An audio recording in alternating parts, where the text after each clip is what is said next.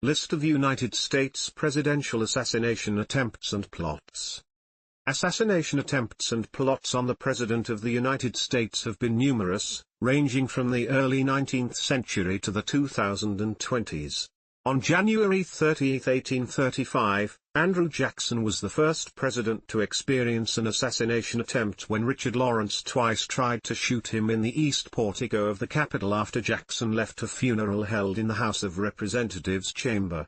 The attempt failed when both of Lawrence's pistols misfired. 4 sitting presidents have been killed: Abraham Lincoln, 1865, by John Wilkes Booth; James A. Garfield, 1881, by Charles J. Guiteau; William McKinley, 1901, by Leon Czolgosz; and John F. Kennedy, 1963, by Lee Harvey Oswald. Additionally, 3 presidents have been injured in attempted assassinations: Ronald Reagan, while in office, 1981, by John Hinckley Jr., and former President Theodore Roosevelt, 1912, by John Schrank, and Donald Trump, 2024, by Thomas Matthew Crooks. In all of these cases, the attacker's weapon was a firearm.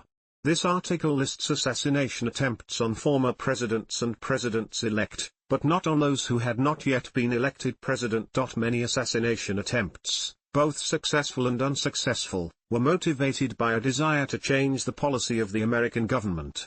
Not all such attacks, however, had political reasons. Many other attackers had questionable mental stability, and a few were judged legally insane. Historian James W. Clark suggests that most assassination attempters have been sane and politically motivated, whereas the Department of Justice's legal manual claims that a large majority has been insane. Some assassins, especially mentally ill ones, acted solely on their own, whereas those pursuing political agendas have more often found supporting conspirators. Most assassination plotters were arrested and punished by execution or lengthy detainment in a prison or insane asylum. Since the vice president, the successor of a removed president, usually shares the president's political party affiliation, the death of the president is unlikely to result in major policy changes. Possibly for that reason, political groups typically do not coordinate such attacks, even in times of partisan strife. Threats of violence against the president are often made for rhetorical or humorous effect without serious intent, while credibly threatening the President of the United States has been a federal felony since 1917. Presidents assassinated. Abraham Lincoln. The assassination of Abraham Lincoln, the 16th President of the United States, took place on Good Friday, April 14, 1865, at Ford's Theater in Washington, D.C., at about 10:15 p.m. The assassin, John Wilkes Booth, was a well-known actor and a Confederate sympathizer from Maryland. Though he never joined the Confederate Army, he had contacts within the Confederate Secret Service. In 1864, Booth formulated a plan, very similar to one of Thomas N. Conrad previously authorized by the Confederacy, to kidnap Lincoln in exchange for the release of Confederate prisoners.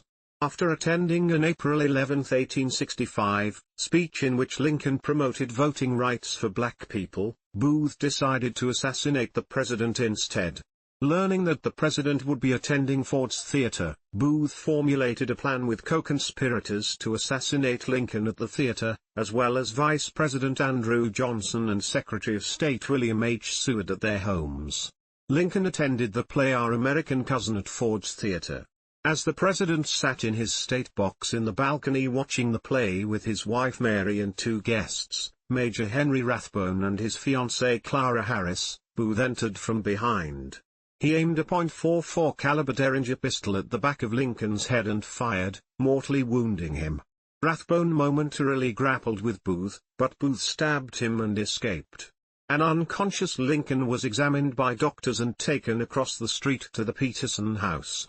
After remaining in a coma for 9 hours, Lincoln died at 7:22 a.m. on April 15. As he died, his breathing grew quieter, his face more calm. According to some accounts, at his last drawn breath, on the morning after the assassination, he smiled broadly and then expired. Historians, particularly author Lee Davis, have emphasized Lincoln's peaceful appearance when and after he died. It was the first time in 4 years probably, that a peaceful expression crossed his face. Field wrote in a letter to the New York Times, "There was no apparent suffering, no convulsive action, no rattling of the throat. A mere cessation of breathing.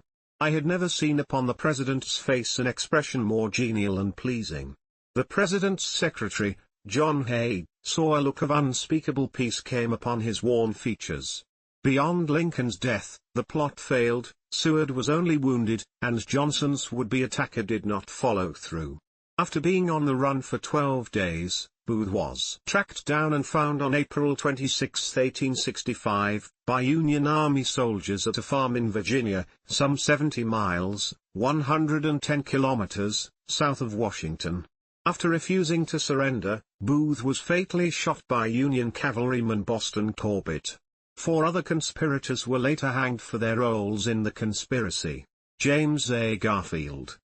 The assassination of James A. Garfield, the 20th President of the United States, began at the Baltimore and Potomac Railroad Station in Washington, D.C., at 9:20 a.m. on Saturday, July 2, 1881, less than 4 months after he took office.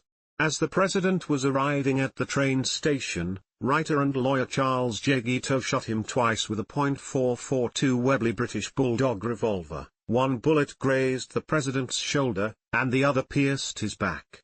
For the next 11 weeks, Garfield endured the pain and suffering from having been shot, before dying on September 19, 1881, at 10:35 p.m., of complications caused by iatrogenic infections, which were contracted by the doctor's relentless probing of his wound with unsterilized fingers and instruments. He had survived for a total of 79 days after being shot. Guiteau was immediately arrested. After a highly publicized trial lasting from November 14, 1881, to January 25, 1882, he was found guilty and sentenced to death.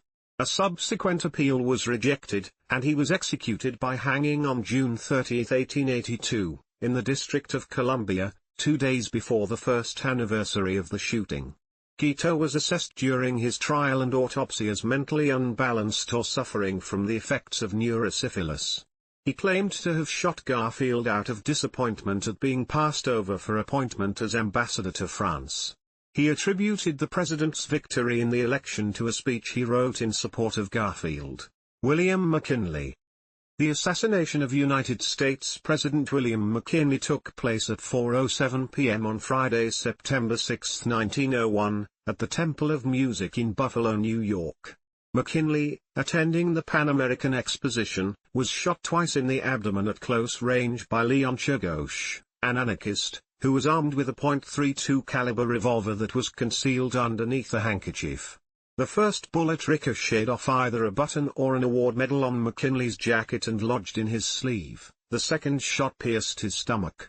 Although McKinley initially appeared to be recovering, his condition rapidly declined due to gangrene setting in around his wounds, and he died on September 14, 1901, at 2:15 a.m. Members of the crowd, started by James Benjamin Parker, subdued and captured Czergosz. Afterward, the 4th Brigade, National Guard Signal Corps, and police intervened, beating Czergosz so severely it was initially thought he might not live to stand trial. On September 24, after a 2-day trial, in which the defendant refused to defend himself, Czergosz was convicted and later sentenced to death. He was executed by the electric chair in Auburn Prison on October 29, 1901. Czergosz's actions were politically motivated, although it remains unclear what outcome, if any, he believed the shooting would yield. Following President McKinley's assassination, Congress directed the Secret Service to protect the President of the United States as part of its mandate. John F. Kennedy. The assassination of United States President John F. Kennedy took place at 12:30 p.m. on Friday, November 22, 1963, in Dallas, Texas, during a presidential motorcade in Dealey Plaza. Kennedy was riding with his wife Jacqueline, Texas Governor John Connally, and Connally's wife Nellie when he was allegedly shot by former U.S. Marine and American defector Lee Harvey Oswald from the 6th floor of the Texas School Book Depository. He was shot once in the back, the bullet exiting via his throat, and once in the head. Governor Connolly was seriously wounded, and bystander James Tager received a minor facial injury from a small piece of curbstone that had fragmented after it was struck by one of the bullets. The motorcade rushed to Parkland Memorial Hospital, where President Kennedy was pronounced dead at 1 p.m. Oswald was arrested and charged by the Dallas Police Department for the assassination of Kennedy and for the murder of Dallas policeman J.D. Tippit, who was shot dead in a residential neighborhood in the Oak Cliff section of Dallas just hours later. On Sunday, November 24, while being transferred from the city jail to the county jail, Oswald was fatally shot in the basement of Dallas Police Department headquarters by Dallas nightclub owner Jack Ruby. Ruby was convicted of Oswald's murder, albeit his conviction was later overturned on appeal.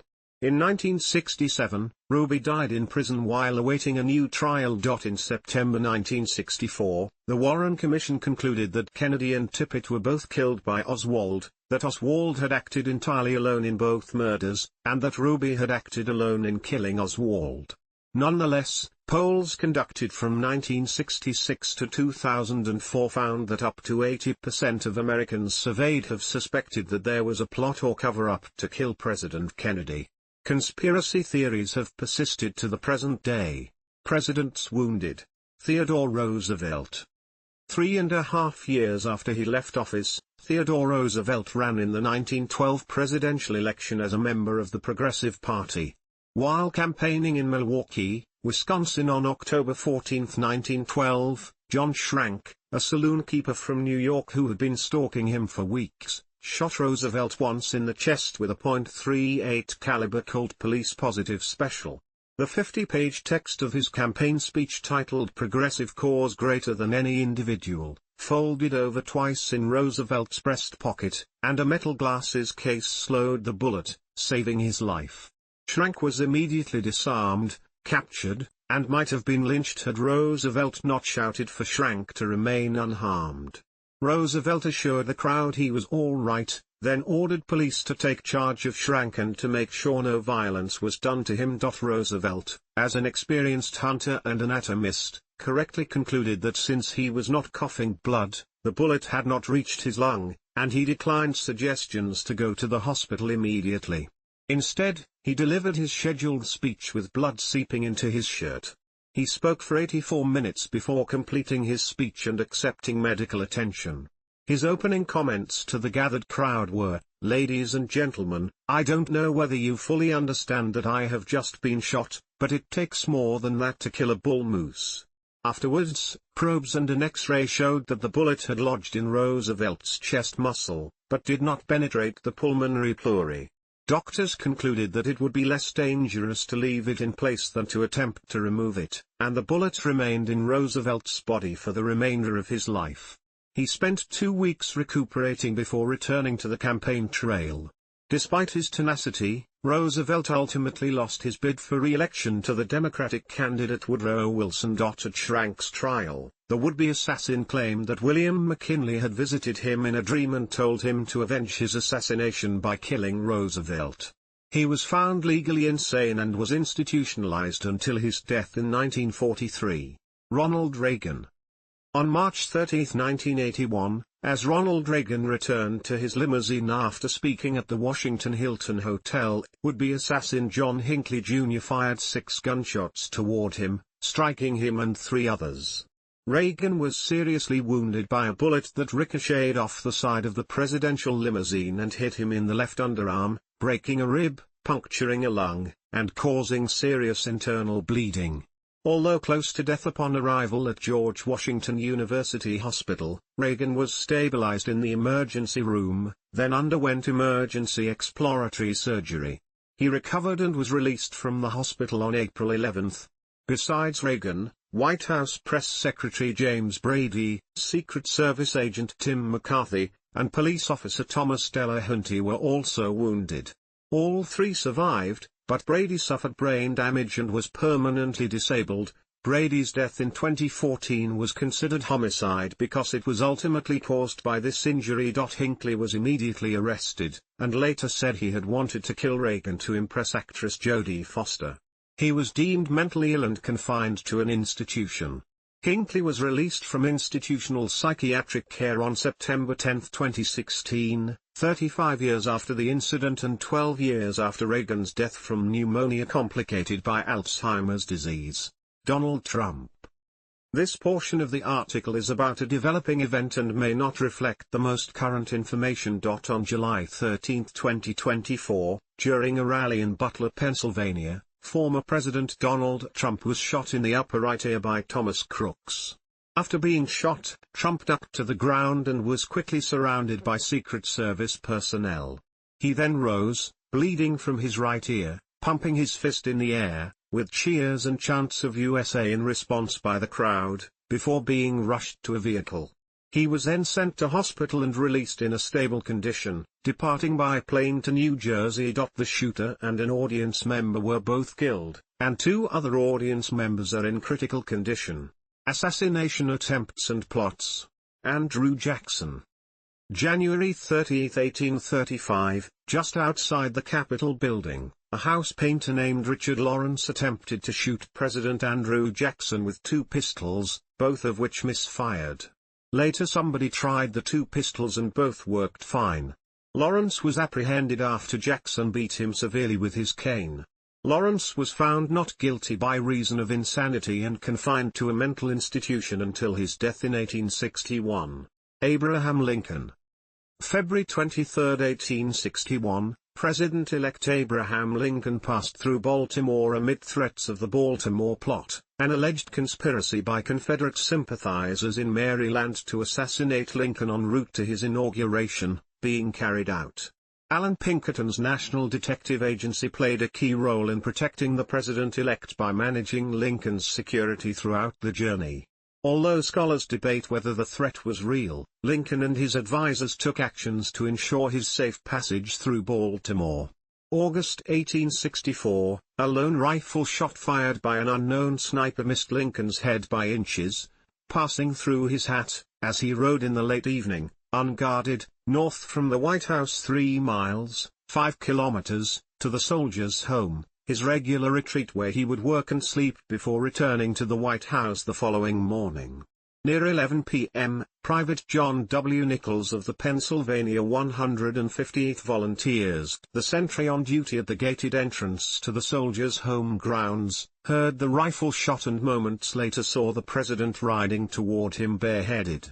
Lincoln described the matter to Ward Lamon, his old friend and loyal bodyguard, William Howard Taft.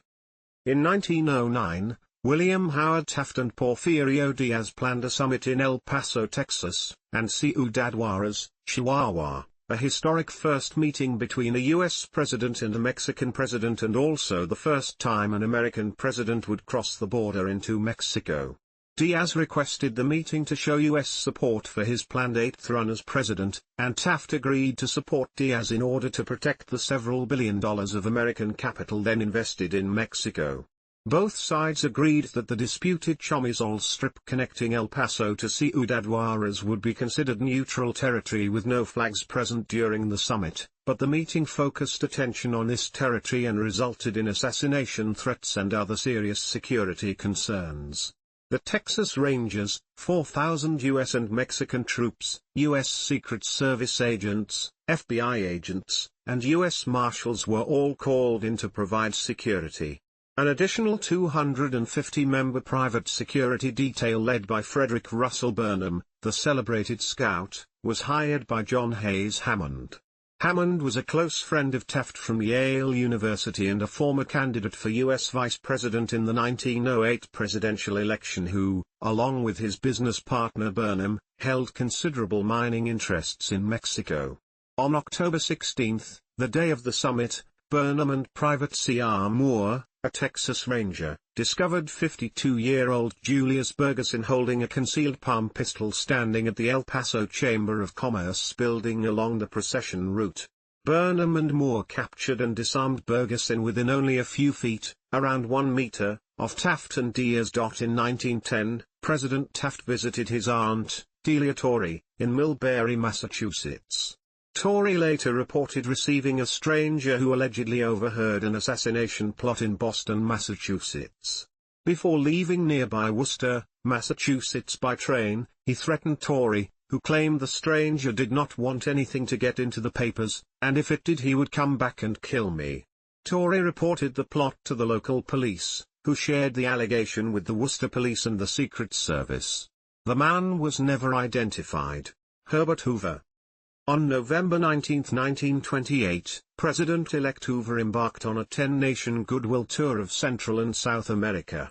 While crossing the Andes Mountains from Chile, an assassination plot by Argentine anarchists was thwarted. The group was led by Severino di Giovanni, who planned to blow up his train as it crossed the Argentinian Central Plain. The plotters had an itinerary, but the bomber was arrested before he could place the explosives on the rails. Hoover professed unconcern, tearing off the front page of a newspaper that revealed the plot and explaining, "It's just as well that Lou shouldn't see it," referring to his wife. His complimentary remarks on Argentina were well received in both the host country and in the press. Franklin D. Roosevelt. On February 15, 1933, 17 days before Roosevelt's first presidential inauguration, Giuseppe Zongara fired 5 shots at Roosevelt in Miami, Florida. Zongara's shots missed the president-elect, but Zongara did mortally wound Chicago Mayor Anton Cermak and injured 4 other people. Zongara pleaded guilty to the murder of Cermak and was executed in the electric chair on March 20, 1933. It has never been conclusively determined who was Zongara's target, but most assumed at first that he had been shooting at the president-elect. Another theory is that the attempt may have been ordered by the imprisoned Al Capone, and that Cermak, who had led a crackdown on the Chicago outfit and Chicago organized crime more generally, was the true target. The Soviet NKVD claimed to have discovered a Nazi German Waffen-SS plan to assassinate Roosevelt, Winston Churchill, and Joseph Stalin at the Tehran Conference in 1943. Harry S. Truman. Mid-1947, during the Jewish insurgency in Palestine before the formation of the State of Israel, the Zionist paramilitary organization Lehi was alleged to have sent a number of letter bombs addressed to the president and high-ranking staff at the White House. At the time, the incident was not publicized, but Truman's daughter Margaret Truman disclosed the alleged incident in her biography of Truman published in 1972. The allegation was previously disclosed in a memoir by Ira R. T. Smith, who worked in the mailroom. According to Truman, the Secret Service was alerted by British intelligence after similar letters had been sent to high-ranking British officials and Lehi claimed credit. The mailroom of the White House intercepted the letters intended for President Truman and the Secret Service diffused them. November 1, 1950, 2 Puerto Rican pro-independence activists, Oscar Collazo and Griselio Terrezola, attempted to kill President Truman at the Blair House, where Truman was living while the White House was undergoing major renovations. In the attack, Terrezola injured White House policeman Joseph Downs and mortally wounded White House policeman Leslie Coffelt. Coffelt returned fire, killing Terrezola with a shot to the head. Collazo wounded an officer before being shot in the stomach. Collazo survived with serious injuries. Coffelt died of his wounds 4 hours later in a hospital. Truman was not harmed, but he was placed at a huge risk. Collazo was convicted in a federal trial and received the death sentence. Truman commuted Collazo's death sentence to life in prison. In 1979, President Jimmy Carter further commuted Collazo's sentence to time served. John F. Kennedy. December 11, 1960, while vacationing in Palm Beach, Florida, President-elect John F. Kennedy was threatened by Richard Paul Pavlik, a 73-year-old former postal worker driven by hatred of Catholics. Pavlik intended to crash his dynamite-laden 1950 Buick into Kennedy's vehicle, but he changed his mind after seeing Kennedy's wife and daughter bid him goodbye. Pavlik was arrested 3 days later by the Secret Service after being stopped for a driving violation. Police found the dynamite in his car and arrested him. On January 27, 1961, Pavlik was committed to the United States Public Health Service Mental Hospital in Springfield, Missouri, then was indicted for threatening Kennedy's life 7 weeks later. Charges against Pavlik were dropped on December 2, 1963, 10 days after Kennedy's assassination in Dallas. Judge Emmett Clay Choate ruled that Pavlik was unable to distinguish between right and wrong in his actions, but kept him in the mental hospital. The federal government also dropped charges in August 1964, and Pavlik was eventually released from the New Hampshire State Hospital on December 13, 1966. He died in 1975 aged 88. Richard Nixon. April 13, 1972, Arthur Bremer carried a firearm to a motorcade in Ottawa, Canada, intending to shoot Nixon, but the president's car went by too fast for Bremer to get a good shot. The next day, Bremer thought he saw Nixon's car outside of the center block, but it had disappeared by the time he could retrieve his gun from his hotel room. A month later, Bremer instead shot and seriously injured the governor of Alabama, George Wallace, who was paralyzed from the waist down until his death in 1998. 3 other people were unintentionally wounded. Bremer served 35 years in prison for the shooting of Governor Wallace. February 22, 1974, Samuel Bick planned to kill Nixon by crashing a commercial airliner into the White House. He hijacked a DC-9 at Baltimore-Washington International Airport after killing a Maryland Aviation Administration police officer, and was told that it could not take off with the wheel blocks still in place. After he shot both pilots, one later died. An officer named Charles Butch Troyer shot Bick through the plane's door window. He survived long enough to kill himself by shooting. Gerald Ford. Mid-August 1974, Maharim Kerbagovic, also known as the Alphabet Bomber, said in a message that he was going to come to Washington, D.C., and throw a nerve gas bomb at President Gerald Ford, then just 10 days into his presidency. Within 1 day, the CIA, the U.S. Secret Service, and other law enforcement agencies, working out of the White House basement, identified Kerbagovic. He was arrested on August 28. 379. The group had identified his Yugoslav origins, using a CIA voice analysis of his tapes, with court records of the cases handled by his first targets, the judge and the police commissioners, triangulating his identity. September 5, 1975, on the northern grounds of the California state capitol, Lynette Squeaky Fromm, a follower of Charles Manson, drew a Colt M1911.45 caliber pistol on Ford when he reached to shake her hand in a crowd.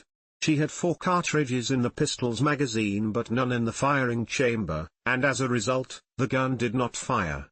She was quickly restrained by Secret Service agent Larry Burndorf. Fromm was sentenced to life in prison, but was released from custody on August 14, 2009, 2 years and 8 months after Ford's death in 2006.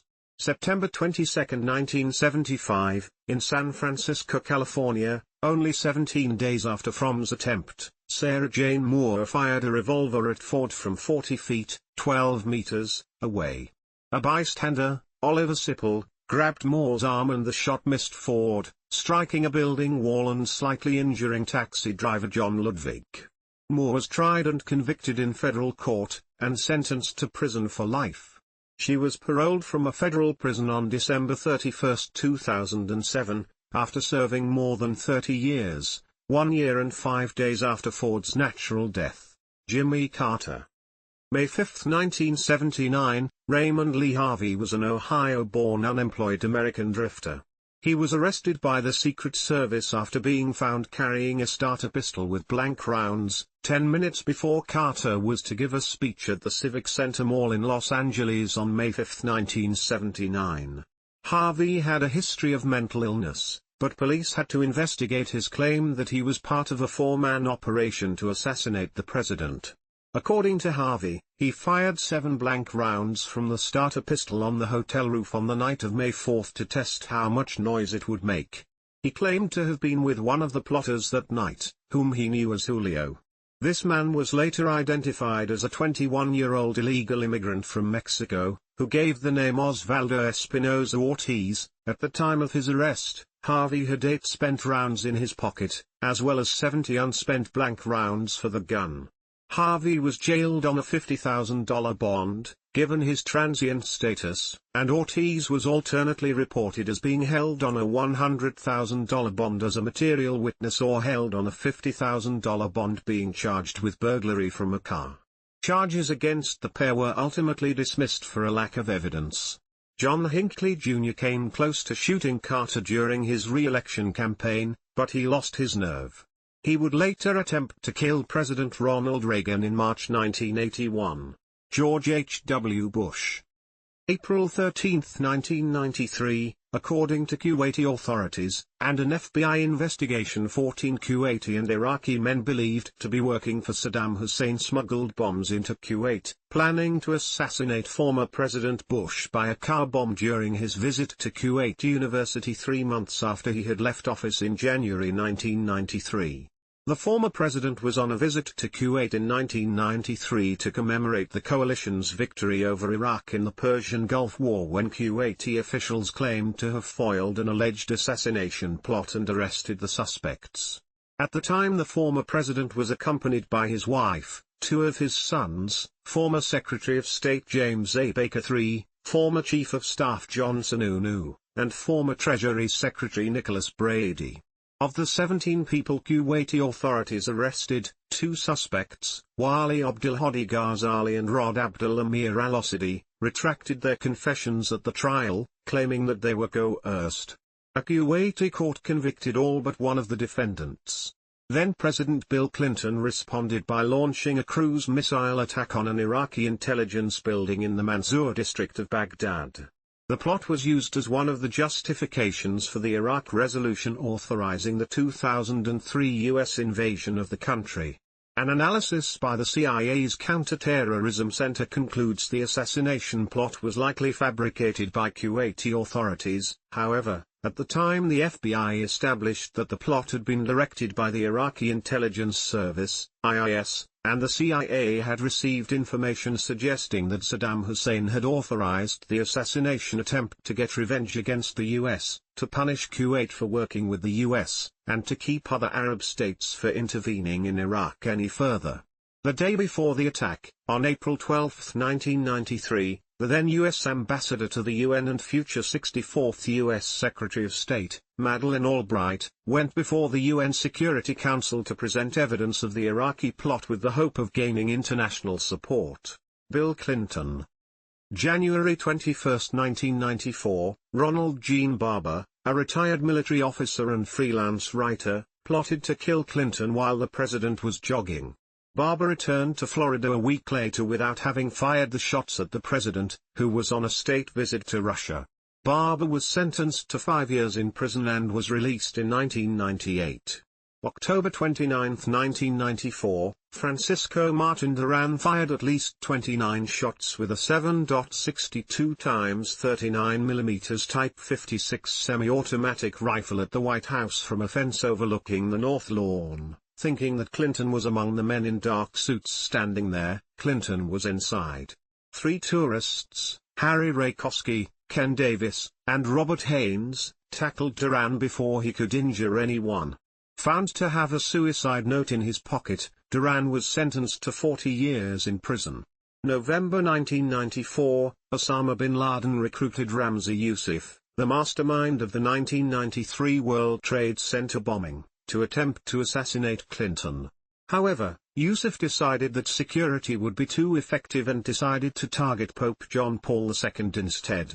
November 24, 1996, during his visit to the Asia-Pacific Economic Cooperation, APEC, forum in Manila, Clinton's motorcade was rerouted before it was to drive over a bridge. Secret Service officers had intercepted a message suggesting that an attack was imminent, and Louis Merletti, the director of the Secret Service, ordered the motorcade to be rerouted. An intelligence team later discovered a bomb under the bridge. Subsequent U.S. investigation revealed that was masterminded by a Saudi terrorist living in Afghanistan named Osama bin Laden.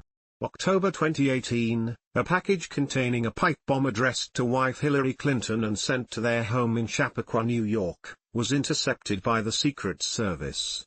It was one of several mailed to other Democratic leaders in the same week, including former President Barack Obama.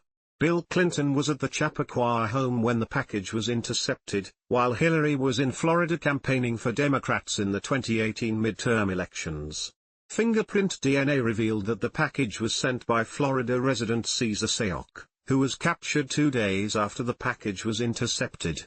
Prosecutors sought a life sentence for Sayoc, but the judge instead sentenced him to 20 years in prison. George W. Bush. May 10, 2005, while President Bush was giving a speech in the Freedom Square in Tbilisi, Georgia, Vladimir Aratayunian threw a live Soviet-made RGD-5 hand grenade toward the podium. The grenade had its pin pulled, but did not explode because a red tartan handkerchief was wrapped tightly around it, preventing the safety lever from detaching. After escaping that day, Aratayunian was arrested in July 2005. During his arrest, he killed an Interior Ministry agent. He was convicted in January 2006 and given a life sentence. May 24, 2022, Shihab Ahmed Shihab, an Iraqi citizen and resident of Columbus, Ohio, was arrested for involvement in a plot to assassinate President Bush based on information obtained from conversations he held with several undercover FBI informants. He was also accused of committing an immigration crime and planning to illegally smuggle Iraqi nationals into the U.S. from Mexico in order to assist with the plot. He additionally claimed to informants that he had direct connections to members of the former ISIS, including ones to former ISIS leader Abu Bakr al-Baghdadi, before his death, and the former ISIS financial chief, the latter of whom he intended to launder money from into the U.S. via a Columbus car dealership. In February, Shihab and an informant traveled to the Bush home in Dallas, Texas and to the George W. Bush Institute to conduct surveillance. Shihab entered the country illegally in September 2020 with false identification. Shihab claimed to have worked with Iraqi terrorists to kill many American servicemen in Iraq from 2003 to 2006 following the invasion. He stated that the motivation behind the assassination plot was anger over the Iraq War. Barack Obama. December 2008, a United States Marine, 20-year-old Cody Brittingham, wrote that he had taken an oath to protect against all enemies, both foreign and domestic. In a signed letter of intent, he identified President-elect Obama as a domestic enemy and the target of Brittingham's planned assassination plot. A search of his barracks uncovered a journal containing white supremacist material. In June 2010, Brittingham was sentenced to 100 months in federal prison.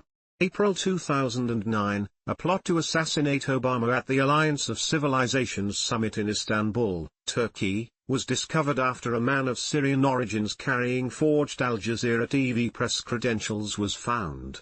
The man confessed to the Turkish security services details of his plan to kill Obama with a knife. He alleged that he had 3 accomplices. November 2011, 21-year-old Oscar Ramiro Ortega Hernandez was influenced by conspiracy theories and fringe religious viewpoints to attempt to murder Obama. Having traveled from his native Idaho, he hit the White House with several rounds fired from a semi-automatic rifle. No one was injured, but a window was broken. He was sentenced to 25 years in prison. 2011 to 2012, the far-right terrorist group FEAR plotted to carry out a series of terror attacks which included assassinating Obama. The plot was foiled when 4 members of the group were arrested on murder charges and one, Michael Burnett, agreed to cooperate with authorities in return for a lighter sentence. October 2012, a mentally ill man named Mitchell Cusick was arrested after confessing to his therapist that he intended to kill Obama with a shotgun at a campaign stop in Boulder, Colorado. April 2013, another attempt was made when a letter laced with ricin, a toxin, was sent to Obama. June 2013, 2 white supremacists, Glendon Scott Crawford and Eric Fate, were arrested for a plot to kill Muslim Americans and other perceived enemies of Israel with a homemade radiation gun, described by Crawford as Hiroshima on a light switch. It later emerged that Crawford had suggested using the device against President Obama as well as several other targets. October 2018, a package that contained a pipe bomb was sent to former President Obama at his home in Washington, D.C. The package was intercepted by the Secret Service. Donald Trump. June 16, 2016, Michael Stephen Sandford, a British national, attempted to grab the gun of a police officer at a Trump rally in Las Vegas, Nevada. After his arrest, he stated that he had aimed to assassinate Donald Trump with the gun. He was sentenced to 12 months and 1 day in prison, but was released and deported to the United Kingdom after 11 months. September 6, 2017, Gregory Lee Lungern, a 42-year-old man from North Dakota, attempted to assassinate President Donald Trump in Mandan, North Dakota, while Trump was visiting the state to rally public support. Lungern stole a forklift from an oil refinery and drove toward the presidential motorcade. After the forklift became jammed within the refinery, he fled on foot and was arrested by the pursuing police. While interviewed in detention, he admitted his intent to murder the president by flipping the presidential limousine with the stolen forklift, to the surprise of authorities, who suspected he was merely stealing the vehicle for personal use. The man pleaded guilty to the attempted attack, stealing the forklift, related charges and several other unrelated crimes on the same day. Consequently, he was sentenced to 20 years in prison. His defense attorney noted a serious psychiatric crisis. November 2017, a man affiliated with the Islamic State of Iraq and the Levant, ISIL, whose name was not revealed, was arrested by the Philippine National Police in Rizal Park, Manila, for reportedly planning to assassinate Trump during the diplomatic ASEAN summit. In the week prior to the failed killing, the Secret Service already suspected a planned assault on the president because of the general presence of Islamic State of Iraq and the Levant in the Philippines and because of threats by many people against the president on social media. Before the landing of Trump's airplane, the Secret Service discovered a credible terrorist threat from a man who threatened to kill the president on social media, quickly tracking down and arresting the terrorist. The government disclosed the incident to the public, after a year of silence, in a television documentary. July 13, 2024, Thomas Matthew Crooks, a 20-year-old man from Pennsylvania, fired shots at Donald Trump at a rally near Butler, Pennsylvania. Trump was bleeding from his right ear after the shooting. A rally attendee was killed, while 2 more were left in critical condition. Crooks was killed by Secret Service agents. Joe Biden. May 23, 2023, Sai Varshith Kondula, a 19-year-old man from St. Louis, drove a rented box truck into a barrier that separated the White House grounds from the public. Shortly thereafter he was taken into custody by the United States Park Police and was found to have a Nazi flag in his truck. Kondula expressed admiration for the Third Reich and stated his intentions were to kill the president and seize power. Deaths rumored to have been assassinations. Zachary Taylor. On July 9, 1850, President Zachary Taylor died from an illness that was diagnosed as cholera morbus, which allegedly came after eating cherries and milk at a 4th of July celebration. Almost immediately after his death, rumors began to circulate that Taylor was poisoned by pro-slavery Southerners, and similar theories have persisted into the 21st century. In 1991, a neutron activation analysis conducted on samples of Taylor's remains found no evidence of poisonings due to insufficient levels of arsenic. Political scientist Michael Parenti questions the traditional explanation for Taylor's death. Relying on interviews and reports by forensic pathologists, he argues that the procedure used to test for arsenic poisoning was fundamentally flawed. Warren G. Harding. In June 1923, President Warren G. Harding set out on a cross-country voyage of understanding, planning to meet with citizens and explain his policies. During this trip, he became the first president to visit Alaska, which was then a U.S. territory.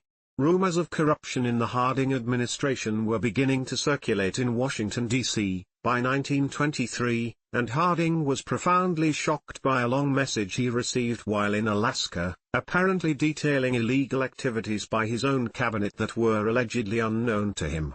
At the end of July, while traveling south from Alaska through British Columbia, he developed what was thought to be a severe case of food poisoning. He gave the final speech of his life to a large crowd at the University of Washington Stadium, now Husky Stadium, at the University of Washington campus in Seattle, Washington. A scheduled speech in Portland, Oregon, was cancelled. The president's train proceeded south to San Francisco. Upon arriving at the Palace Hotel, he developed pneumonia. Harding died in his hotel room of either a heart attack or a stroke at 7:35 p.m. on August 2, 1923. The formal announcement, printed in the New York Times of that day, stated, "A stroke of apoplexy was the cause of death." He had been ill exactly 1 week. Naval physicians surmised that Harding had suffered a heart attack. The Harding's personal medical advisor, homeopath and Surgeon General Charles E. Sawyer, disagreed with the diagnosis.